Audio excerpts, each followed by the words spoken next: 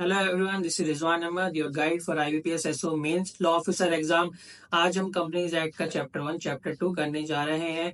जो भी इसमें इंपॉर्टेंट सेक्शन है, आईबीपीएस के किसी भी एग्जाम में पूछा गया, जो आईबीपीएस ने कंडक्ट कराया, वो सारे क्वेश्चंस आज देखेंगे और आप उसी तरीके से अपने एग्जाम की तैयारी कीजिए। सारे सेक्शंस या सारे प्रोविजंस पढ़ने की जरूरत नहीं है, बट जो हम रिपीट कर चुके हैं, जो एग्जाम में आ चुके हैं, हमें उस पर फोकस करना है। तो वीडियो थोड़ा बड़ा हो सकता है, बट आप पूरा वीडियो देखने की कोशिश कीजिएगा, जिससे आपको पूरे इंपॉर्टेंट सेक्शंस पता लगे। देखिए, स्टार्टिंग से हम डेफिनेशन से करेंगे। जैसे एवरेज प्रोस्पेक्टस प्रोस्पेक्टस बहुत इंपॉर्टेंट एक टॉपिक है कंपनीज एक्ट का। और ये एवरेज प्रोस्पेक्टस में कुछ ज्यादा याद करने के लिए है नहीं, सिर्फ एक समझ लीजिए एक मेमोरेंडम है जिसकी सेलिएंट फीचर्स किसकी तरह है, एक प्रोस्पेक्टस की तरह है, and that is specified by. वो किसने स्पेसिफाई किया है? सेबी ने किया है। बस यही आपको याद करने की जरूरत है, उसके बाद आपको कुछ याद करने की जरूरत नहीं है। ठीक है। आर्टिकल अब देखिए, सेक्शन 2 सब सेक्शन 6 में क्या बताता है? Associate company. आपको एसोसिएट कंपनी और सब्सिडियरी कंपनी, होल्डिंग कंपनी, ये तीन चीजों के बारे में पता होना चाहिए। ठीक है। एसोसिएट कंपनी क्या कह रहा है कि एक कंपनी का दूसरी कंपनी पे इन्फ्लुएंस होना चाहिए। जैसे कि एक कंपनी का दूसरी कंपनी पे एक सिग्निफिकेंट इन्फ्लुएंस होगा। वो कैसे पता लगेगा? पहले तो उन्होंने एक आपको सेक्शन में देखो मेंशन किया है कि it is not a subsidiary company. ठीक है। तो सब्सिडियरी कंपनी क्या होता है वो हम आगे डेफिनेशन में देखेंगे। लेकिन अब सिग्निफिकेंट इन्फ्लुएंस क्या होता है? जब सिग्निफिकेंट इन्फ्लुएंस की जो प्रोवाइजर में बात करी है कि at least 20% of total voting power और कंट्रोल और participation in business decision and business decision under an agreement. ठीक है। तो कुछ भी हो सकता है, पावर, कंट्रोल या participation in business decision under an agreement. ठीक है। तो आपका 20% वोटिंग राइट हो, 20% से ज्यादा वोटिंग राइट होना चाहिए। मतलब 20% है या उससे ज्यादा है तो आपका सिग्निफिकेंट इन्फ्लुएंस है, उस पर होल्ड है आपकी कंपनी के, तो वो आपकी एक एसोसिएट कंपनी मानी जाएगी।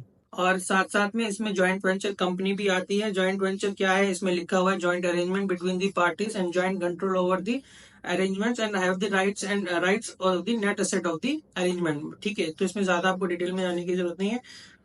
नेक्स्ट आपको पढ़ना है चार्ज। चार्ज कौन सा चार्ज की बात कर रहा है? ये सेक्शन 2 सब सेक्शन 16। आप आपके मोबाइल का चार्जर की बात नहीं कर रहा, मोबाइल के चार्ज की बात नहीं कर रहा है।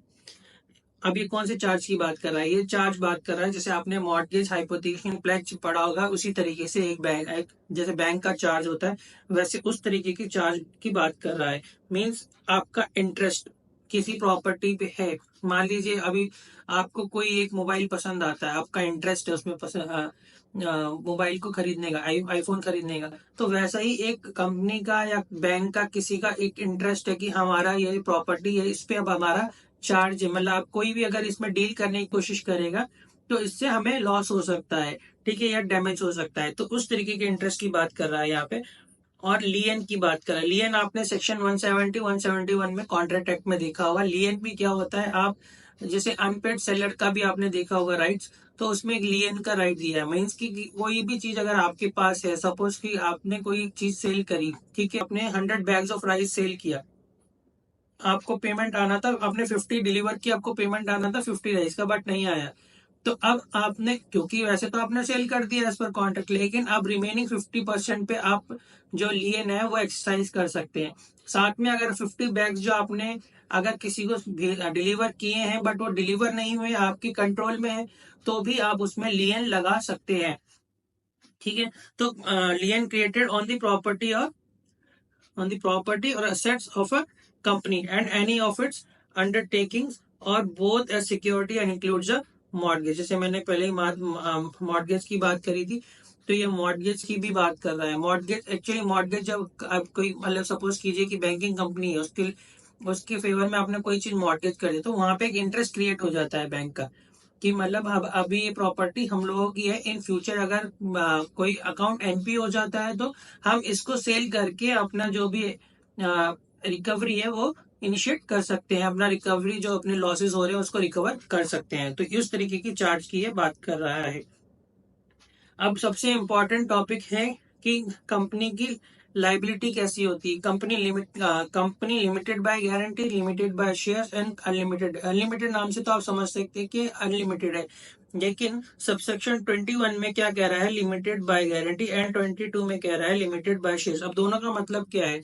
लिमिटेड बाय गारंटी मींस क्या है कि जो उनके मेमोरेंडम में मेंबर्स ने बोला है कि हम इतना अमाउंट जो है आप गारंटी देते हैं कि इतना अमाउंट जब इन the event of winding up हम लोग इतना अमाउंट पे करेंगे, तो company have the liability having the liability of its members limited by the memorandum to such amount as the member may respectively undertake to contribute in the event of being wound up। ठीक है। और similarly shares में क्या होता है, जैसे कि shares अगर मान लीजिए आपने खरीदे हैं, ठीक है, एक पर्सन ने शेयर खरीदे हैं, सपोज के 10 शेयर्स खरीदना है, ठीक है, उसने कंपनी ने कॉल किया एक शेयर के लिए, उसने पे कर दिया, लेकिन रिमेनिंग के लिए अनपेड है।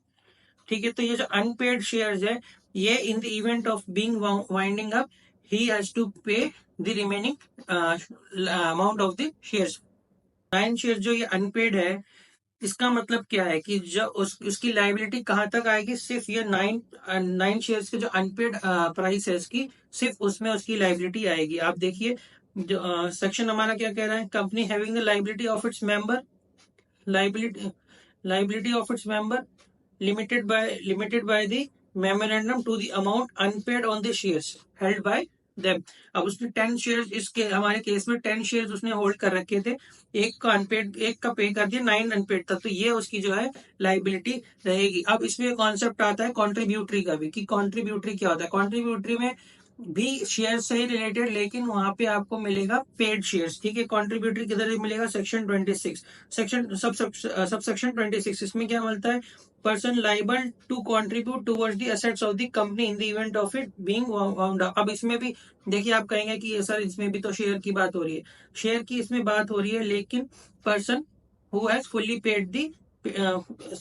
paid the shares, suppose a person holding fully paid up shares in a company shall be considered as a contributory, but in this case he shall not be held as a means he is not having any liabilities towards the company, means shall have no liabilities of a contributory under this act while retaining right of such contributory। means suppose हमारे above वाले case में अगर ये 9 shares भी अगर वो पे कर देता है, तो अब ये कॉन्ट्रीब्यूटरी हो जाएगा। तो हमारा जो ऊपर वाला केस था, यहाँ पे 10 शेयर्स थे, अब ये 10 शेयर्स जो है उसने पे कर दिए, तो अब उसकी लाइबिलिटी कुछ नहीं है, लेकिन क्योंकि वो एक कॉन्ट्रीब्यूटरी है, वो उसने बोला है कि मतलब हम इतना, मैं इतना पैसा देने के लिए रेडी हूँ, कॉन्ट्रीब्यूट करने के लिए रेडी हूँ। ठीक है, तो उस तरीके से कॉन्ट्रीब्यूटरी बोला जाता है। ठीक है, कंट्रोल के बारे में आप थोड़ा सा पढ़ लीजिए कि कंट्रोल क्या होता है, सेक्शन अभी तक आया नहीं है, कंट्रोल आप थोड़ा सा पढ़ लीजिए। अभी देखिए एम्प्लॉय स्टॉक ऑप्शन, अभी employee stock option section sub section 37, इसी से हमें पता लग जाता है एम्प्लॉय स्टॉक ऑप्शन, एम्प्लॉय को स्टॉक का ऑप्शन दिया। जैसे स्विगी अभी आईपीओ लेके आया, हम स्विगी का एग्जांपल से समझते हैं, तो उसने अपने एम्प्लॉयज को भी कुछ डिस्काउंट पे दिया, वैसे कंपनी फ्यूचर में भी कभी कभी डिस्काउंट पे देता है, that is like employee stock option. एक रहता है स्वेट इक्विटी शेयर्स, उसमें क्या स्वेट से आप समझ सकते हो कि आपके एम्प्लॉय ऑफिसर या डायरेक्टर ने कुछ मेहनत की है या पेटेंट रिगार्डिंग कुछ काम किया है इंटेलेक्चुअल प्रॉपर्टी राइट्स का, तो वो स्वेट इक्विटी शेयर्स में वो लोग बेनिफिट उनको देते हैं। ठीक है, अभी देखते हैं ऑप्शन किस किस को दिया जाएगा, to the director officer employees. Employees में वर्कमैन और क्लर्क ये सब आ जाते हैं। ठीक है, किस किस को देगा, company, its holding company, subsidiary company और companies if any which give such directors officer और एम्प्लॉयज द बेनिफिट ऑफ, मतलब बेनिफिट देगा किस चीज का, राइट टू परचेस और सब्सक्राइब द शेयर्स, कब, at any future date at a predetermined price. Means की क्या होगा, उसका जो प्राइस है, डेट है फिक्स रहेगी, फ्यूचर सॉरी डेट फिक्स नहीं रहेगी, किसी भी फ्यूचर डेट पे वो लोग बोल सकते हैं कि हाँ अब इस हम एम्प्लॉय स्टॉक ऑप्शन दे रहे हैं, और उनका प्राइस लेकिन उस टाइम पे फिक्स होगा। सपोज अगर कोई शेयर अगर 430 रुपीज का चल रहा है, तो हो सकता है ये उनको 230 में दे देंगे। ठीक है, क्योंकि एम्प्लॉय है तो एम्प्लॉय को ऐसा बेनिफिट देने के लिए कोशिश करेंगे। अभी आपको इसमें किस किस को देंगे, हम डायरेक्टर्स को देंगे, ऑफिसर्स को देंगे, एम्प्लॉयज को देंगे, दो। ठीक है, ये दो वर्ड आप याद रख लेना, directors, officers, employee. Foreign company क्या होता है वो देख लेना, बॉडी इनकॉर्पोरेटेड आउटसाइड इंडिया, थोड़ा बहुत आप पढ़ लेना इसमें क्या होता है। फ्री रिजर्व क्या होता है आप पढ़ लीजिएगा, इसमें समझने की कोई जरूरत नहीं है, पूछा नहीं गया है, बस थोड़ा सा आप इसको थोड़ा सा रट लेना। अभी होल्डिंग कंपनी क्या होता है, देखिए मैंने आपको बोला था subsidiary associate holding company, sub section 46 में क्या आता है, इन relation to one or more other company means a company have a company of which such companies are subsidiary company. अब इसका मतलब क्या कह रहा है, जैसे ए कंपनी है, उसकी बहुत सारी ब्रांचेस है, मतलब बी सी डी कंपनीज है, ये सारी की सारी सब्सिडरी कंपनी होगी।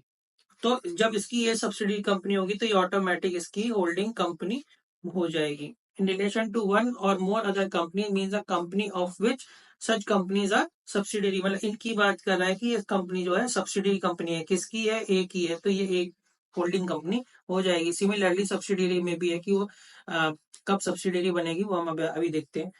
अब सबसे इम्पोर्टेंट टॉपिक टॉपिक आ जाता है, इसमें आपको प्राइवेट कंपनी के बारे में पूछा। प्राइवेट कंपनी क्या होता है, प्राइवेट कंपनी ही आपको याद करना है, पब्लिक याद करने की जरूरत नहीं है, क्योंकि बिल्कुल ही एक इजी ड्राफ्टिंग करी गई है। आप देखिए इसमें क्या बोलता है, minimum paid up share capital क्या है, कुछ भी नहीं दिया हुआ है, तो आपको ये याद करने की जरूरत नहीं है। अगर क्वेश्चन आएगा भी तो आपको ये लिखना है कि मिनिमम पेड अप कैपिटल कुछ भी नहीं है इस टाइम पे, ठीक है। रेस्ट्रिक्ट द राइट, अब restrict the right of transfer of it shares means जो आप शेयर्स अभी आप स्टॉक मार्केट में अगर कोई भी देखा होगा तो जो स्टॉक मार्केट में कौन से शेयर्स आते हैं, पब्लिक कंपनीज के आते हैं, लेकिन प्राइवेट कंपनी के रेस्ट्रिक्टेड रहते हैं कि उनके अपने मेंबर के लिए, एक्सेप्ट इन 1% कंपनी उनके कितने मेंबर हो सकते हैं, 200, ठीक है, 200 से एक्सीड नहीं करेगा, ठीक है। अगर टू और more person hold one or more share तो उनको ट्रीट किया जाएगा एज सिंगली, अगर ज्वाइंटली किया होगा तो, ठीक है, ये एक आपको याद करने की जरूरत थी। अभी कोई भी अगर एम्प्लॉयमेंट कोई भी पर्सन एम्प्लॉयमेंट में है, पहले एम्प्लॉयमेंट में था एंड मेंबर था कंपनी का, लेकिन अब he is not continuing in that company, means उसने रेजिग्नेशन दे दिया या उसको निकाल दिया गया, कुछ भी रीजन हो सकता है, लेकिन but have continue to be member of the company, that person shall not be included in number of members. अभी इसमें क्या कहना चाह रहा है कि जो पहले एम्प्लॉय है, ठीक है, वो और जो पहले एम्प्लॉय थे बट मेंबर थे, बट अब कंपनी छोड़ चुके हैं या उन्हें निकाल दिया गया है, उसके बाद भी अगर वो मेंबर कंटिन्यू करते हैं तो वो सारे लोग जो 200 आपकी क्राइटेरिया दी गई है उसके अंदर उनको काउंट नहीं करेंगे। और ये किसी भी तरीके से देखिए prohibits invitation to the public, जो आपकी पब्लिक है, पब्लिक को आप शेयर्स अपने नहीं देंगे, ठीक है? ये इसका मतलब है। प्रोस्पेक्टस बहुत इंपॉर्टेंट है, प्रोस्पेक्टस में भी काफी टाइप के प्रोस्पेक्टस है, दो सबसे इंपॉर्टेंट है जिसका सेक्शन 31 और 32 में दिया गया है, self prospectus and red herring prospectus. तो रेड हेरिंग मतलब सेक्शन 32 और सेल्फ प्रोस्पेक्टस मतलब सेक्शन 31, ठीक है। अब पब्लिक कंपनी में आप देख लीजिए, नॉट अ प्राइवेट कंपनी, बिल्कुल इजी सा है, मिनिमम पेड अप कैपिटल कुछ भी नहीं दिया गया हुआ है। अब बस इसमें आपको ये याद करना है, इससे क्वेश्चन आया हुआ है कि अब क्या बोल रहा है, कंपनी जो कि सब्सिडरी है किसी और कंपनी की, कंपनी, ठीक है, जो प्राइवेट कंपनी नहीं है। अभी इसमें क्या कह रहा है, जैसे ए कंपनी है, ये प्राइवेट नहीं है, ये पब्लिक कंपनी है, लेकिन इसके बी और सी जो सब्सिडरी है ये मान लीजिए पब्लिक है और ये मान लीजिए प्राइवेट है, तो ये कंपनी को भी हम क्या ट्रीट करेंगे, पब्लिक करेंगे, क्योंकि ये क्या बोल रहा है कि जो ये यहाँ पे क्या कह रहा है, subsidy of a company not being a private company, मतलब कि जिसकी वो सब्सिडरी है वो खुद पब्लिक कंपनी है, shall be deemed to be a public company for the purpose of this act where such subsidiary company continues to be a private company, चाहे वो प्राइवेट कंपनी हो लेकिन उसको ट्रीट किया जाएगा लाइक अ पब्लिक कंपनी, क्योंकि उसकी होल्डिंग कंपनी क्या है, पब्लिक कंपनी है। अब सबसे इम्पोर्टेंट ये क्वेश्चन जरूर आता है साल में ये question most of the exam IBPS जो एग्जाम कंडक्ट करा था उसमें किसी ना किसी एक एग्जाम में ये क्वेश्चन जरूर डालता है। क्या बोल रहा है कि other than a public company, small company means other than a public company, paid up share capital उनका कितना होना चाहिए, 50 lakhs, does not exceed 50 lakhs, मतलब लेकिन such higher amount shall not be more than 10 crore rupees. वैसे ही उसका turnover भी बोल दिया है 2 crore rupees, does not exceed 2 crore rupees, but higher amount is 100 crore rupees. जैसा मैंने आपको बताया था कि हमें अमेंडेड सेक्शन पढ़ना है, ठीक है, तो अमेंडेड अभी क्योंकि सेक्शन में हमने देख लिया, अमेंडेड अब देखेंगे। जो स्मॉल कंपनीज है वो कौन सी होगी, जिसका पेड अप शेयर कैपिटल कितना होना चाहिए, shall not exceed 4 crore rupees, और टोटल जो इन्होंने टोटल जो लिमिट बताई है, लिमिट कितनी बताई है इन्होंने, limit as per act is 10 crore rupees, means 4 crore rupees है अभी, लेकिन अगर वो बढ़ाना चाहेंगे तो 10 करोड़ लिमिट्स तक गवर्नमेंट बढ़ा सकती है। सिमिलरली अगर उनका टर्नओवर जो टर्नओवर दिया हुआ है, टर्नओवर उन्होंने दिया है as per amended section 40 crore rupees, जहाँ पे उसकी लिमिट बता दी है 100 करोड़ रुपीज। और ये प्रोवाइजर पढ़ लीजिएगा किस किस पे एप्लीकेबल नहीं है, होल्डिंग कंपनी और सब्सिडी कंपनी, और सेक्शन 8 में जो रजिस्टर्ड है, यानी कि जैसे इन्फोसिस हो गया, रिलायंस हो गया, टाटा हो गया, जो कुछ स्पेशल ऑब्जेक्ट पे काम करते हैं उन पे भी एप्लीकेबल नहीं होगा। और जो बॉडी कॉर्पोरेट है govern by special act, means कोई स्पेशल एक्ट के अंदर अगर कोई कंपनी बनाई गई है तो ये उसमें भी एप्लीकेबल नहीं होगा। अब देखिए सबसे इम्पोर्टेंट हमारा एक और सेक्शन आ गया है, सब्सिडियरी कंपनी क्या होता है। Subsidiary company in relation to any other company that is to say the holding company. Holding company की नजर में मींस होल्डिंग कंपनी क्या करता है, उसका कंट्रोल करता है composition of board of director, means वो डायरेक्टर्स को रिमूव भी कर सकता है और अपॉइंट भी कर सकता है। एक्सरसाइज और कंट्रोल्स, कंट्रोल्स हमने ऊपर पहले सेक्शन देखा था, उसी को आप पढ़ लीजिए कि कंट्रोल में क्या क्या आता है। ठीक है, कंट्रोल वैसे अभी तक पूछा नहीं गया। एक्सरसाइज और controls more than half of the total voting power either its own और together with one or more of it subsidiaries company. और इसमें क्या है, लेयर्स की बात करिए, जैसे कि मान लीजिए कि एक कंपनी है, एक कंपनी की होल्डिंग कंपनी है बी और ए की सब्सिडियरी है सी, तो ये हो गई फर्स्ट लेयर, ये हो गई सेकंड लेयर, तो ये आपकी फर्स्ट आ जाएगी, सेकंड। इससे ज्यादा लेयर्स नहीं होनी चाहिए। इसमें लिखा है shall not have layers of subsidy beyond such number as may be prescribe, जो अभी तक एज सच अभी रूल्स के अकॉर्डिंग टू है, आपको पढ़ने की जरूरत नहीं, बट आप समझ सकते हैं कि टू है। अब ये प्रोवाइजर में क्या बोलना चाह रहा है कि सी के लिए होल्डिंग कंपनी ए नहीं होगी, बी होगी। ठीक है, ये भले ही सब्सिडियरी ए की है बट इसकी होल्डिंग कंपनी जो है बी है, बस यही इसका कहने का मतलब है। और board of composition of company board of director shall be deem to be controlled by another company if that company, मतलब उस कंपनी के पास इतनी एक्सरसाइज पावर है कि वो अपॉइंट कर सकता है, रिमूव कर सकता है सारे के सारे या मेजोरिटी ऑफ डायरेक्टर्स, तो उस मतलब कि उसका उस पर कंट्रोल है, क्योंकि आप अपॉइंट भी कर सकते हैं, रिमूव भी कर सकते हैं, ये सारे रिमूव कर सकते हैं या थोड़े बहुत या मेजोरिटी आप रिमूव कर सकते हैं, आपकी पावर है। इक्विटी शेयर्स में आपको क्या समझ में आया था, मैंने आपको स्टार्टिंग बताया था, स्वेट। स्वेट इक्विटी शेयर्स का आप क्या मतलब समझे, स्वेट। अब स्वेट मीन्स कि एम्प्लॉय ने मेहनत की है, तो ये किसको देगा, issued by a company to its directors and employees, employees में सब लोग ही आ जाते हैं। ठीक है, at a discount for consideration other than cash, ये सबसे इंपॉर्टेंट है कि अदर देन कैश, अगर आपका ऑप्शन में आएगा तो ऐसा ही कुछ कंफ्यूजिंग देगा, तो अदर देन कैश आपका इंपॉर्टेंट है, मतलब कि एक तो डिस्काउंट पे देगा, कंसिडरेशन देगा, कैश नहीं देगा। For providing their know how और making available rights in the nature of intellectual property rights और वैल्यू एडिशन, जैसे मैंने आपको पेटेंट का एग्जांपल दिया। ठीक है, तो उस केस के लिए से आपको स्वेट इक्विटी शेयर जो देता है कंपनी आपकी देती है। ठीक है, अनलिमिटेड कंपनी मीन्स आपकी लाइबिलिटी जो है अनलिमिटेड रहेगी।